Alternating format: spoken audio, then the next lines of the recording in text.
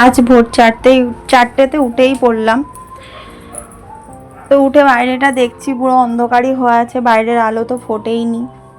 যাই হোক, নমস্কার সকলকে, আবারও একটা নতুন ভিডিও নিয়ে চলে এলাম। তো আজকে যাব একটা জায়গায়, তো সেটা দেখতেই পাবেন। তার মধ্যে সকালে উঠেছি, স্নান করেছি, গেটটা খুলে একটু জলও দিয়ে দিই। সকালে উঠে সবাই জল দেয় গেটে, সামনের দরজাতে। তো সেইটাই আমিও করলাম। স্নান তো হয়েই গেছে, এবার রেডি হব। মেয়ে তো এখনো ঘুমাচ্ছে।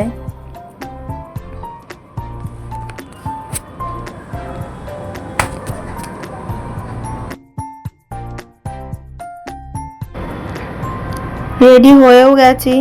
ওদিকে স্যার একটু গরম জল বসাচ্ছে, ওনার আবার ঠান্ডা লাগছে বাইরের জলটাতে, ওই জন্য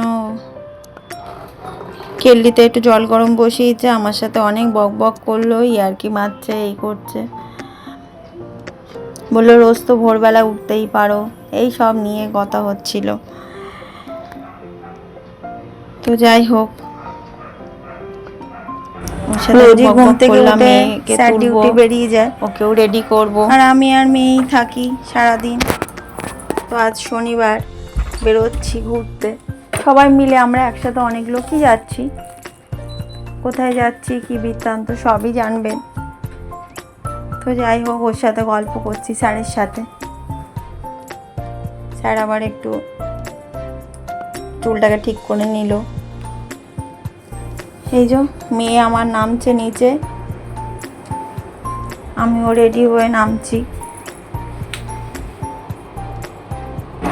সকাল সকাল একটা গাড়ি বুক করে বেরিয়ে পড়লাম সবাই মিলে। তো শিয়ালদা থেকেই ট্রেন, তো শিয়ালদাতে পৌঁছেও গেছি। শিয়ালদাটা পুরো ভোরবেলাতে জমজমাটি থাকে, কারণ প্রচুর ফলের দোকান, সবজিরও দোকান বসে। এখানে শুধু ফলই থাকে প্ল্যাটফর্মের ওই সামনেটা। তো যাই হোক, ট্রেনও চলে এসছে আমাদের গন্তব্যস্থানে নিয়ে যাওয়ার জন্য, ওটাই হচ্ছে কথা। ট্রেনে উঠেও গেছি, ট্রেনটা টাইমে ছেড়েও দিয়েছে। যাওয়াই যাক, দেখা যাক কোথায় যাচ্ছি, সবই দেখতে পাবেন, বুঝতেও পারবেন।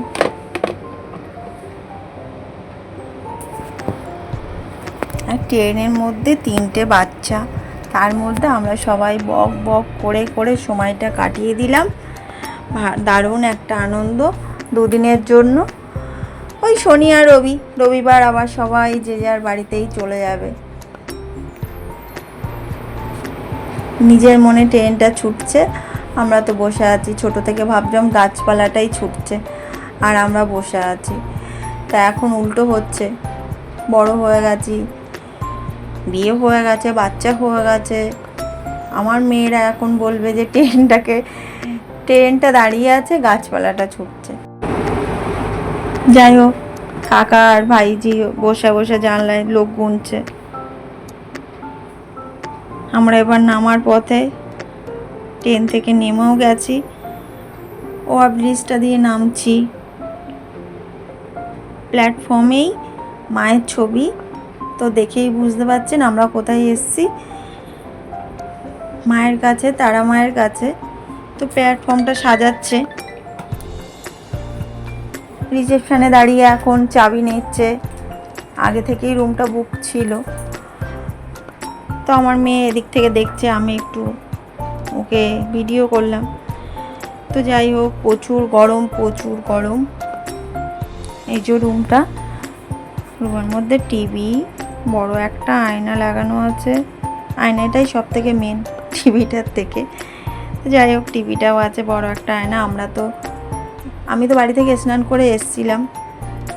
এবার সবাই যে যার রুমে চলে গেছে, আমিও রেডি হয়ে গেছি মন্দিরে যাওয়ার উদ্দেশ্যে। আমাদের সবাই রেডি হয়ে গেছি। তো এবার বেরোনোর পালা। ওই যে স্যার একটা মেরুন পাঞ্জাবি পরেছে, আমি একটা সবুজ শাড়ি, দস্যি একটা সাদা জামা পরেছে ফ্রকের মতো।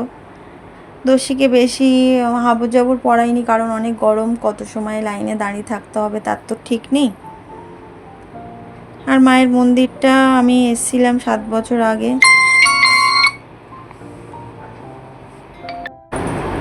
আমি তো এসেছিলাম 7 বছর আগে, বললাম সেই কথাটা। তো সবাই মিলে একটা রুমে গেছিলাম, ওখানে ঠাকুরমশাই ছিল, উনি এবার নিয়ে যাচ্ছে মন্দিরের দিকে। তো দুদিকটা এত সুন্দর লাগছে, দোকান বসেছে, ফুলের মার্কেট, মানে মার্কেট মানে পুরো প্রচুর ফুল ফুল।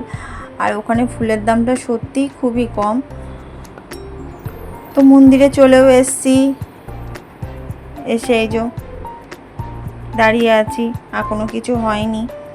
ওরা লাইনে দাঁড়াবে এবার, অনেকক্ষণ লাইনে দাঁড়িয়েও ছিলাম, যথারীতি ভিডিওটা করা হয়নি। তো পুজো দিয়ে বেরিয়ে সবাই মিলে একটু ছবি তোলা, ছবি তো থাকবেই, বাঙালি আবার ছবি তুলবে না? এখন প্রত্যেকটা মানুষই ছবি তুলছে, কোথাও যাক আর না যাক। তো মায়ের পুকুরের দিকটাও এলাম, সেটাকেও দেখলাম।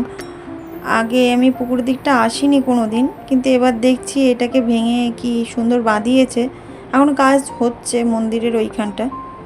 তো যাই হোক, ভিডিওটা আজ এই পর্যন্ত। আবার